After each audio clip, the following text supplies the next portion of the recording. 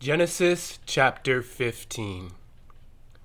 After these things the word of the Lord came to Abram in a vision, saying, "Do not be afraid, Abram.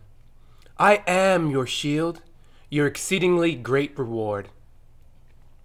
But Abram said, "Lord God, what will you give me, seeing I go childless, and the heir of my house is Eliezer of Damascus?" Then Abram said, "Look, you have given me no offspring. Indeed, one born in my house is my heir." And behold, the word of the Lord came to him, saying, "This one shall not be your heir, but one who will come from your own body shall be your heir." Then he brought him outside and said, "Look now toward heaven, and count the stars if you are able to number them." And he said to him, "So shall your descendants be." And he believed in the Lord, and he accounted it to him for righteousness. Then he said to him, "I am the Lord, who brought you out of Ur of the Chaldeans, to give you this land to inherit it." And he said, "Lord God, how shall I know that I will inherit it?" So he said to him, "Bring me a 3-year-old heifer, a 3-year-old female goat, a 3-year-old ram, a turtle dove, and a young pigeon." Then he brought all these to him and cut them in two, down the middle, and placed each piece opposite the other. But he did not cut the birds in two. And when the vultures came down on the carcasses, Abram drove them away. Now when the sun was going down, a deep sleep fell upon Abram. And behold, horror and great darkness fell upon him. Then he said to Abram, "Know certainly that your descendants will be strangers in a land that is not yours, and will serve them, and they will afflict them 400 years. And also the nation whom they serve I will judge. Afterward they shall come out with great possessions.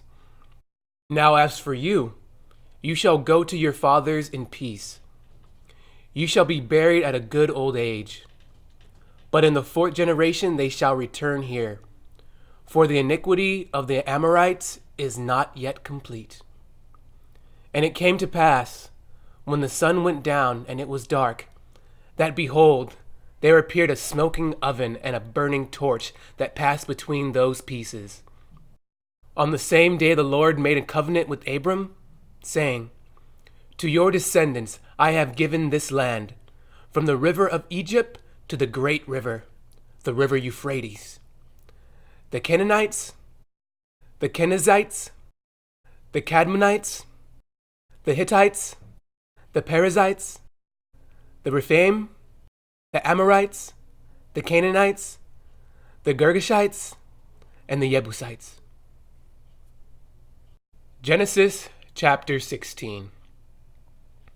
Now Sarai, Abram's wife, had borne him no children, and she had an Egyptian maidservant whose name was Hagar. So Sarai said to Abram, "See now, the Lord has restrained me from bearing children. Please, go into my maid. Perhaps I shall obtain children by her." And Abram heeded the voice of Sarai.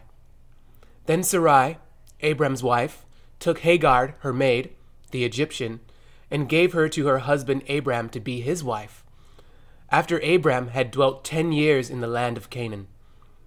So he went into Hagar, and she conceived.